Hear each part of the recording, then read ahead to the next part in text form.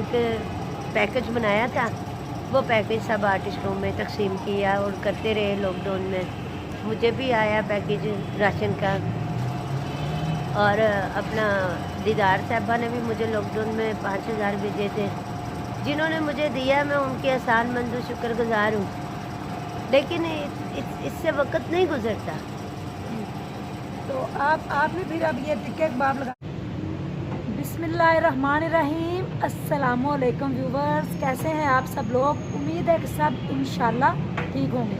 मैं हूँ स्ट्रॉन्ग उज़मा और आप देख रहे हैं आपका चैनल स्ट्रॉन्ग उज़मा। वक्त और हालात कैसे कैसे हीरे रोल देता है, मिट्टी में मिला देता है। इंसान कभी सोचता भी नहीं है कि मैं क्या था और क्या बन जाऊंगा। कोरोना की वबा आई, उससे बहुत सी ज़िंदगियां तबाह हुई, बड़े कारोबार, बड़े लोग इस दुनिया से चले गए। जो इस दुनिया से चले गए अल्लाह ताला उनकी मग़फ़िरत फरमाए, और जिनके कारोबार तबाह बर्बाद हो गए, जो बेरोज़गार हो गए, अल्लाह पाक उनको दोबारा से कारोबार पे लगाए और जो बेरोज़गारी है उसको हमारे मुल्क से इंशाल्लाह ख़त्म करे। मेरे राइट साइड पे आपको नज़र आ रही होंगी एक बड़ी ही प्यारी सी, बड़ी इनोसेंट सी बाजी, जिनका नाम है सादिया शेख, और इनका नाम है थिएटर का।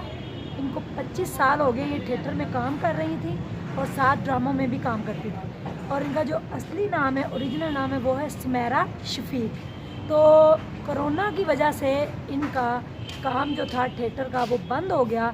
तो बाजी ने सोचा कि अब क्या किया जाए। कुछ लोग हिम्मत हार जाते हैं फौरी तौर पे कि मैंने 25 साल ज़िंदगी के इस जगह पे काम किया, अब मेरा काम बंद हो गया तो मैं क्या करूं। सुसाइड कर जाते हैं, कुछ गलत रास्तों पे निकल जाते हैं। तो अगर आप भी चाहते हैं कि आपको ज़िंदगी में परेशानी और मायूसी ख़त्म हो जाए, तो आप बाजी की स्टोरी सुने कि इन्होंने अपनी स्ट्रगल कैसे अब जारी रखी है। देखें, आपको नज़र आ रहा होगा मेरी स्क्रीन के ऊपर कि कैसे इन्होंने अपनी छोटी सी एक दुकान को शुरू किया, टिक्के कबाब लगाने और चाय साथ बनाती हैं। तो अब सारी स्टोरी हम बाजी से जानते हैं कि ऐसा क्या हुआ जो उनको ये काम करना पड़ा।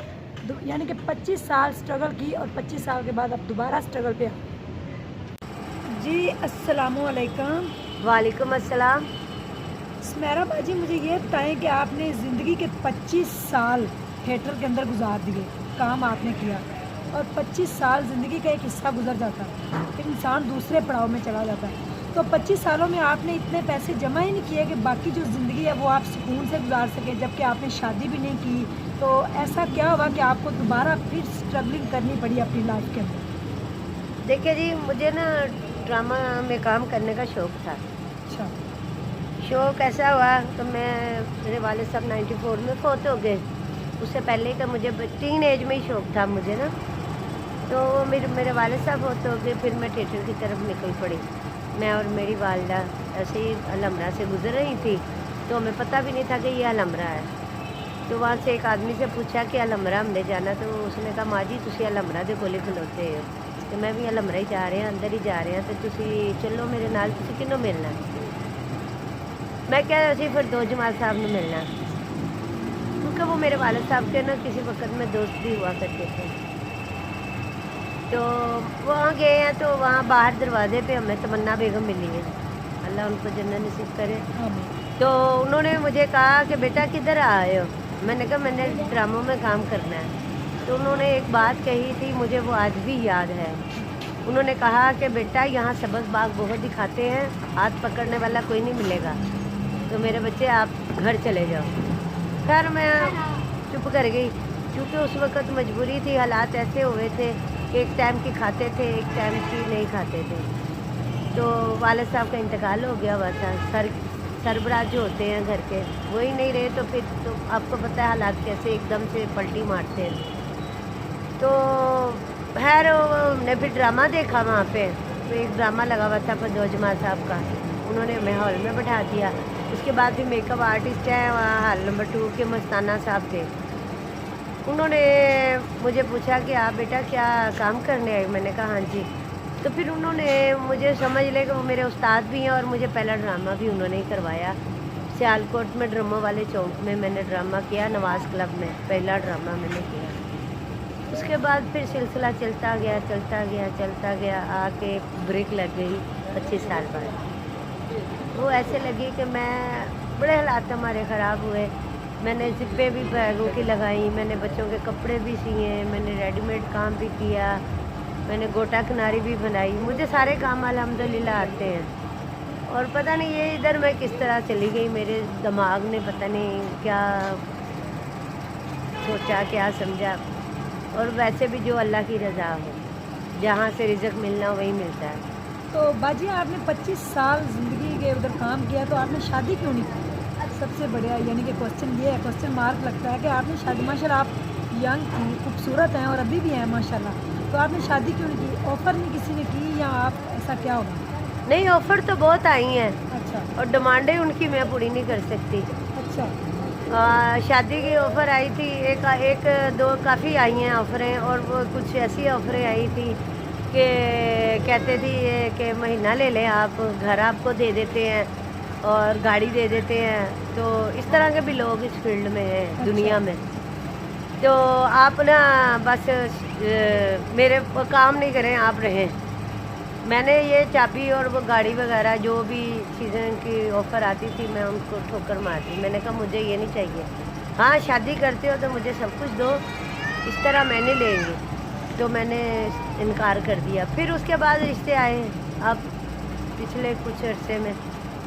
तो जी वो ऐसा करे आप, हमारा बेटा है तो उसको तो काम कुछ नहीं आता, उसको आप ऐसा करें को कारोबार डला दें, या फिर ऐसा करें हमारे ऊपर वाला पोर्शन बनवा दें, या फिर उसके पास मोटरसाइकिल नहीं है, गाड़ी नहीं है, कन्वेंस नहीं है, वो ले दें। अब मैं तो खुद मजदूर बंदी थी और मैं उनकी रिक्वायरमेंट पूरी करती या अपने घर का खर्चा चलाती।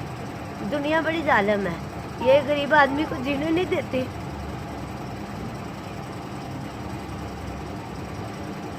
बाजी कह रही है दुनिया बहुत ज़ालिम है, गरीब आदमी को जीने नहीं देती। कोई गाड़ी की ऑफ़र करता है तो कोई कहता है वैसे ही साथ रह लें, हमारी डिमांडें पूरी करें तो शादी हम नहीं करेंगे। लेकिन जो शादी की ऑफ़र करते हैं वो ये कहते हैं कि या तो ऊपर वाला पोर्शन बनवाएं, उसमें रहें, या फिर इसको लड़के को बाइक दिलाएं, गाड़ी दिलाएं। तो मेरा एक क्वेश्चन है आप लोगों से, पूरा पाकिस्तान, पूरी दुनिया ये प्रोग्राम देखेगी इंशाल्लाह। तो मेरा एक क्वेश्चन है कि हमने खानी तो 2 रोटियाँ हैं, तो उसके लिए फिर हम इतने पापड़ क्यों बेचते हैं? 18,000 मखलूक है जो कि सारी रात को खा के सोती है। उसमें से इंसान एक ऐसा है जो कि सबसे ज़्यादा पैसा भी कमाता है लेकिन उसका पेट पापी नहीं भरता। तो फिर आप टिक्के और कबाब की तरफ बाजी कैसे आए? वो ऐसे आई कि कुछ अब लड़कियां नई जो आई हैं उन्होंने एक नई रीत डाल दी कि जी हम थिएटर में कस्टमर लाएंगे, सीटें लगाएंगे तो हमें काम दे दें, हम खुद ही पैसे पूरे कर लेंगे सीटों के, हमें काम देते हैं। अब वो मैं ना, मेरे पास कस्टमर है ना, मैं सीटें लगवा सकती हूँ। इस वजह से फिर मैंने छोड़ दिया। मेरी वालदा 2007 में फोत हुई थी, तो उस वक्त मेरे आर्टिस्टों ने मेरी हेल्प बड़ी की थी। आर्टिस्ट खुद बड़े अच्छे हैं लेकिन अब सबके हालात ख़राब हैं, कौन किसको क्या देगा क्या नहीं। लेकिन फिर भी लॉकडाउन में सखी साहब ने, सुहेल साहब ने, अल्लाह उनको ज़िंदगी तंदुरुस्ती दे, कैसर सनाउल्लाह साहब, एक भट्ट साहब है हमारे प्रोड्यूसर, मेगा जी हैं, इन सब ने ना मिलके सारा एक पैकेज बनाया था। वो पैकेज सब आर्टिस्टों में तकसीम किया और करते रहे लॉकडाउन में। मुझे भी आया पैकेज राशन का, और अपना दीदार साहबा ने भी मुझे लॉकडाउन में 5,000 भेजे थे, जिन्होंने मुझे दिया। मैं उनके एहसान मंद शुक्रगुजार हूँ, लेकिन इससे वक्त नहीं गुजरता।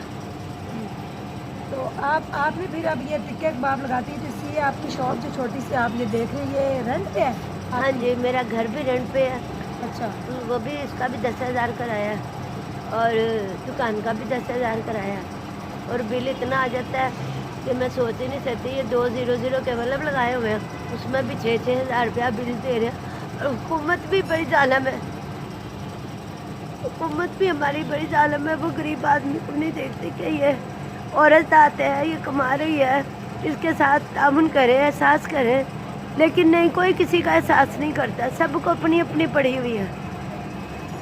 बाजी एंड पे आप कोई, पूरी दुनिया, पूरा पाकिस्तान आपका ये प्रोग्राम देख रहा है, एंड पे आप कोई मैसेज देना चाहें या कुछ कहना चाहें तो फिर मैं एंड इसका करती हूँ। आप पहले कोई आवाम को मैसेज दें ताकि लोग हिम्मत पकड़ें, जो कोरोना की वजह से किसी भी वजह से जो कहीं भी क्राइसिस में, उनको आप क्या मैसेज देना चाहेंगे?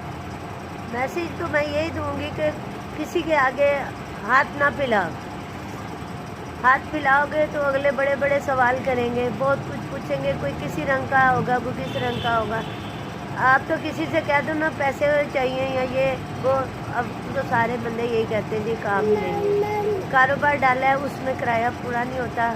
मेरा अल्लाह सोना ही है जो सिलसिला चला रहा है, वरना बहुत मुश्किल हो गया हुआ है। तो मैसेज मेरा ये है कि जितनी भी ये औरतें घरों से बाहर निकलती हैं या जो भी है गलत करती हैं, मेरी उनसे गुजारिश है कि वो भी अपनी इज्जत की रोटी कमाएं। जैसे कि मैं कमा रही हूँ और मैंने थिएटर में भी रह के, अगर मैंने थिएटर में 25 साल गुजारे हैं ना, अगर उसमें 100 बंदा काम कर रहा है ना, तो उसमें से 99% मुझे बहन बाजी कहते हैं और अल्हम्दुलिल्लाह अभी भी कहते हैं। मेरे साथ बड़े अच्छा सब प्यार करते थे और अब भी मैं जाऊँ तो मुझे कुछ प्यार वो आर्टिस्ट मुझे वैसे ही करेंगे, लेकिन मैं गई नहीं, मुझे काफ़ी देर हो गई है, मैं नहीं गई। जी, आपको मैसेज मिल गया होगा बाजी का। इनका नंबर ये मेरी स्क्रीन के ऊपर चल रहा है। अगर कोई इनकी फाइनेंशली हेल्प करना चाहे तो प्लीज़ एक बाप आपने और छोटा सा चाय का सेटअप देख लिया है जिसका 10,000 रुपये किराया है और इनके घर का भी 10,000 रुपये किराया है। इनका कोई बहन भाई नहीं, एक भाई है, वो अपनी ज़िंदगी में मसरूफ़ है। अम्मी अब्बू की डेथ हो गई है और इन्होंने शादी नहीं की और अपनी रोटी कमा रही हैं। मेहनत में कोई शर्म नहीं। जब हम सुनते हैं ना किसी की स्टोरी तो हम कहते हैं नहीं नहीं भाई ऐसे कैसे हो सकता है, ये तो ऐसे थोड़ी होता है, ये हकीकत ज़िंदगी में ऐसे थोड़ी होता है, ये तो फिल्मों में बातें हैं। रियल आपके सामने स्टोरी बैठी हुई है, आप देख रहे हैं कि वो अपने रोज़गार का सिलसिला चला रही हैं, बजाय कि उन्होंने किसी के आगे हाथ फैलाया। उससे बेहतर है कि उन्होंने अपने काम को जारी रखा है। तो मेरी आप लोगों से ये दरख्वास्त है कि प्लीज़ बाजी की कोई फाइनेंशियली अगर हेल्प करना चाहता है तो इनका नंबर जो स्क्रीन पे आ रहा है, इनसे आप कॉन्टैक्ट कर सकते हैं। आप लोगों का बहुत शुक्रिया। और इन्नल्लाह मा अस्साबिरीन, अल्लाह कहता है मैं सब्र करने वालों को दोस्त रखता हूँ और पसंद करता हूँ। और इन्नल्लाह यर्ज़ुक़ु मन यशाअ बिग़ैर हिसाब, और मैं जिसे चाहता हूँ बेहिसाब रिज़्क़ देता हूँ, जिसे चाहता हूँ आज़माता हूँ, जिसे चाहता हूँ उसके रिज़्क़ और उसकी उम्र के दरवाज़े में खोल देता हूँ लंबे कर देता हूँ। तो अगर आप लोगों के पास भी कोई मोटिवेशनल स्टोरी या हैरत अंगेज़ टैलेंट है तो मेरा व्हाट्सएप का नंबर आपके पास आ गया है। ओनली मुझे व्हाट्सएप करें कि हमारे पास ये स्टोरी है। इंशाल्लाह आपकी आवाज़ पूरे पाकिस्तान और पूरी दुनिया तक इंशाल्लाह उज़्मा पहुंचाएगी। अपने आप को सुमेरा बाजी और उज़्मा की तरह स्ट्रॉन्ग बनाएं, ढेर सारा ख्याल रखें।